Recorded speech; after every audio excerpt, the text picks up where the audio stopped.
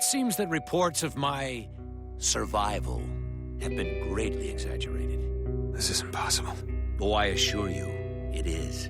How? Not how. Why? You were never meant to come here. We have our orders. Leave the city, radio command from outside the storm wall. They send in the cavalry, we go home. Hello there, Sir from 17 once again, and this is Spec Ops The Line. This is my FUBAR Difficulty video walkthrough.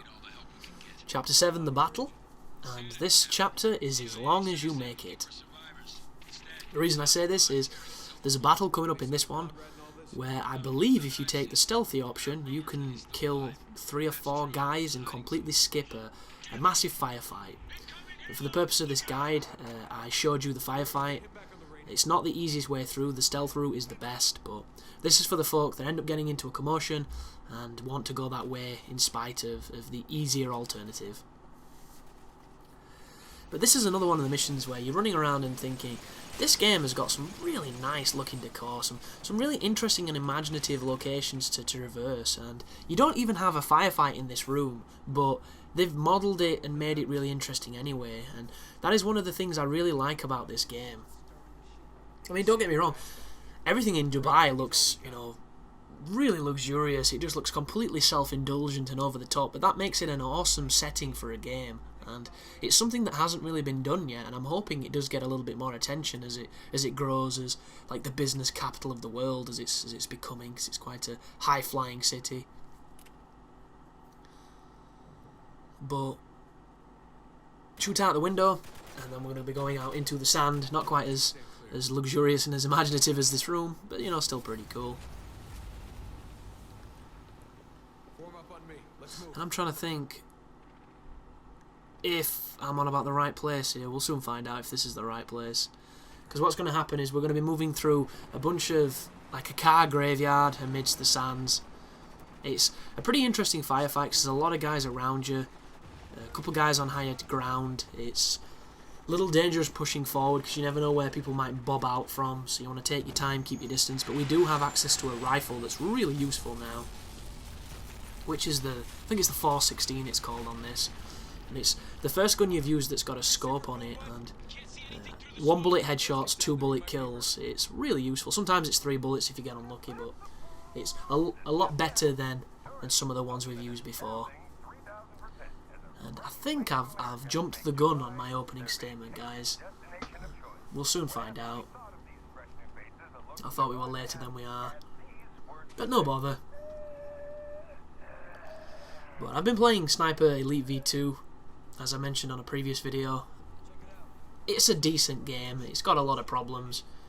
It started much more subtler than it is now. It's got to the point where I'm sniping about 200 guys per mission, which is not really what I wanted it to be.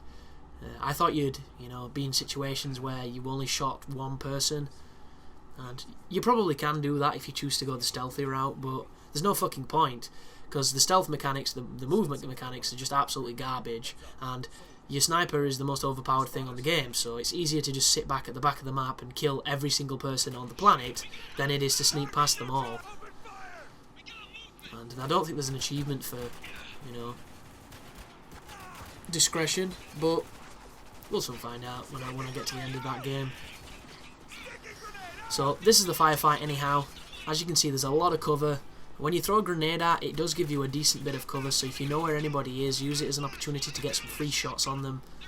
Make sure that you use your team as much as you can. Don't get too overzealous or tell them to shoot somebody too far away, or they'll start running out like idiots and they'll go down. They'll go down big time. But take your time, pick your shots. It's all pretty simple stuff. The achievement list for Dead Space 3 has recently leaked, and it looks pretty standard. Hardcore mode is back again for everybody that hated it the first time round, myself included. But the cool thing now is the game is co-op, so hopefully you can do hardcore mode in co-op, which would be a lot more fun, because the threat of dying when you're playing with somebody else is usually a lot smaller if you're playing with somebody good and you know the game well. And then there's the whole revive mechanic, so I'm hoping that could be really good.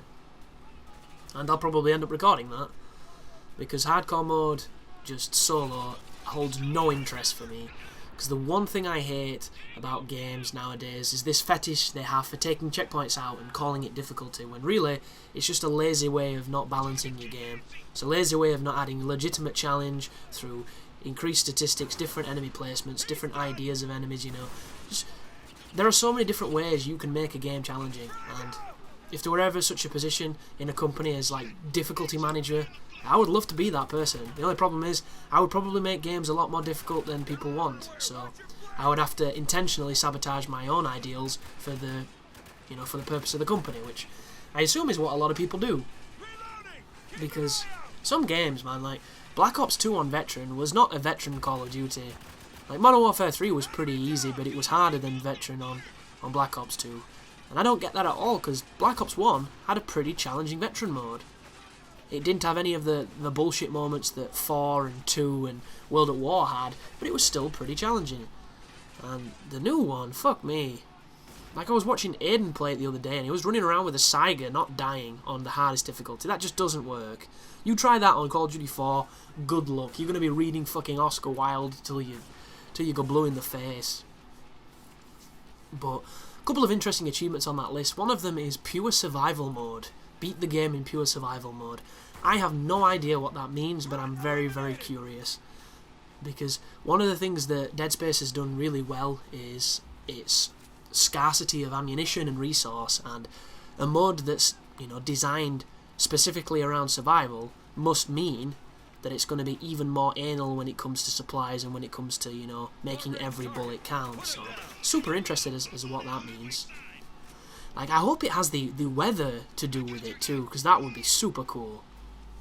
Don't get me wrong, it'll make it hard and it'll be really difficult to balance something like that, but whenever you're outside on the planet's surface, when it's all snowy and it's, you know, like The Thing or like Lost Planet, it'd be super cool if you had to monitor your temperature of your suit or something, or monitor something a little bit akin to Metro, where you had to monitor your oxygen, just something like that, because that's definitely something, you know, survivally. I don't want you to have to eat. Eating's kind of gay. I've never really got that in games. It's a good idea, but you can never get super stoked or excited about, oh, time to eat, you know. It's at that moment, I'm doing really well, let's have a burger and get my stuff back. Like, if they're going to put eating as a valid part of survival in a game, it has to be fun or it has to mean something. Because the closest I can think of is Fallout New Vegas on hardcore, where you had to sleep, you had to drink, and you had to eat. And all the fuck you were doing on that game was literally, you know, filling those bars and making sure those bars were filled so that your screen didn't get blurry and you didn't, you know, shake when you aimed your gun. That was literally it. It had no other repercussions other than just being, you know, anal for the sake of it. But survival mode sounds cool. Like, I'm hoping survival mode takes all the soldiers out and completely forgets that they ever decided to put human enemies in the game. That's my idea of survival mode. But then there's classic difficulty, which, I don't know, are Visceral getting a little bit too ridiculous with difficulties nowadays, because they keep changing, and I don't like that. It's like fucking Doctor Who of difficulty. Because we had Impossible on Dead Space 1, we had Zealot on Dead Space 2, and now I assume we've got Classical, or Survival mode, which, if you're sacrificing Zealot for Survival mode, that is a bad swap, in my book. That's like getting, you know, if you had Pokemon cards, that's like getting a Sandshrew and giving away a Moltres. It's just not a good swap, it's not a good trade. And that sucks, because I like good difficulty names, and that is not a good difficulty name. If anything, Classic is better, and Classic is just as bad. And I'm getting a chest pain, which is great. This could be a live commentary heart attack. No, there, it's gone. Still alive. World hasn't ended just yet. Hang on a second. What the fuck is this?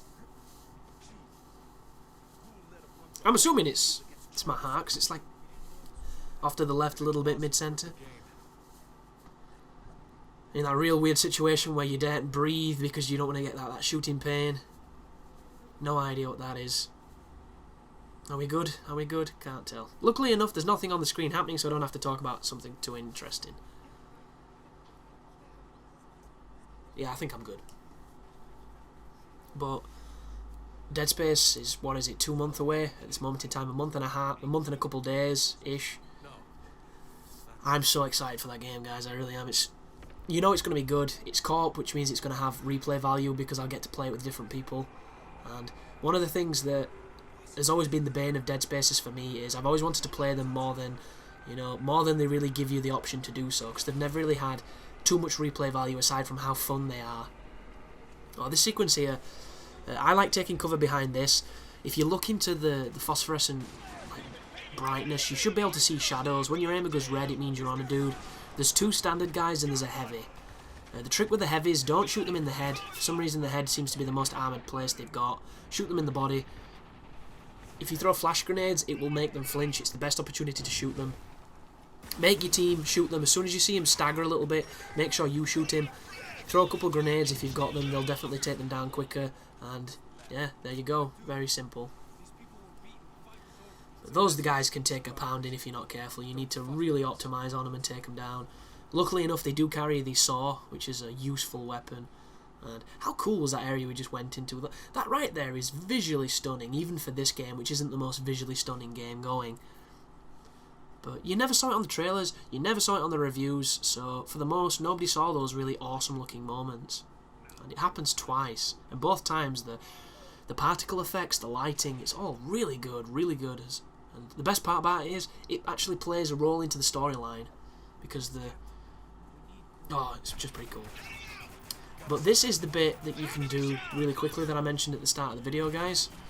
If you wait and you follow Lugo, he'll lead you downstairs and you'll sneak underneath, and there's 2 or 3 guys to kill. You have to do it with a silenced weapon. Once you kill those, you will then have a clear run to getting to the door, and this section will be over, this mission will be over, and you'll have a much easier time than you're about to see me have. If you decide to try and save him and kill people, the best way I found to do it was to come over on this piece of cover I'm on. Be careful at the start, because there's a sniper on the building that you saw me kill. He can sometimes one-shot you just for a laugh, because every so often he turns into Jason Bourne and just dicks you. And then for the rest of them, just use your team to mark them, use your ammo wisely, stay safe, stay sharp, and it's a pretty big firefight, and it wants you to go on the turret, and it wants you to shoot that concrete wall to make the sand blow in, which will probably make this much quicker, but getting to the turret and getting on it are pretty dangerous, so this is easily the safest approach, aside from the other alternative method of stealthing this section. There's the heavy that's coming. Make sure your team focus fire him. Make sure you kill him before you move out of cover, because he just does too much damage to fuck about out of cover with him. There he goes, there he is. This is a really tense moment. Luckily enough, that guy's just pushed my hand. He's just forced my hand, so come over here, revive, try and get in cover if I can. Oh, I got in cover and somehow did not die. Once you've picked one guy up, use him to pick up the other guy and you should be okay. But one thing about this game, you do carry the weapons from your previous chapter into the next chapter. I never had a problem with the guns I was using in any level. I never found it necessary to carry over good stuff into the next section. Mainly because I didn't have that much trouble with this game. But one strategy you could use if you're having a particular tough time somewhere is to save your weapons, save a good gun, save your grenades, and bring them into a firefight that you think is going to give you trouble. Because the more equipment you have in any of these engagements, the better of a chance you're going to have to beating it. It sounds simple and obvious, but sometimes the best strategies are literally the easiest ones, the most obvious ones. And one thing that really got me with this gun, because the weapon's called 417, I used to think I had more ammunition for this gun than you actually do, just because I'm stupid. But how many people got caught out by that as well? Because I know I did, thinking, oh, 1 bullet in clip, but it's a 417, there's quite a lot of bullets left, and then I realised that's the name of the gun. So never a good situation, but there's the tick in the corner. That is the end of the firefight. The only thing left to do here, guys, is to run around, pick up the stuff, and go towards the door, which is going to lead us swiftly into the next section of the game. And there's nothing really much to say. I don't have any topic to rant with, so I'm just going to say thank you for watching. Thank you for sticking with the channel and supporting it. And I hope you're enjoying this guide. Many more will follow, hopefully to the same quality. And you take care now. You keep pissing me off. How about I shoot you both if you don't shut the fuck up? Now let's go.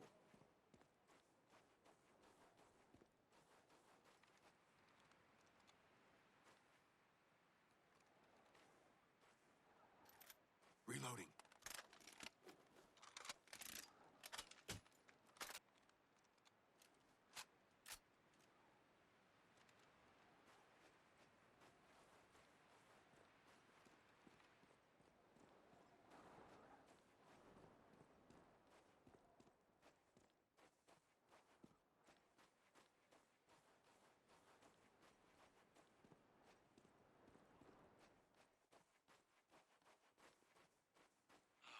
Shit. What the fuck you think was gonna happen to him? That's enough.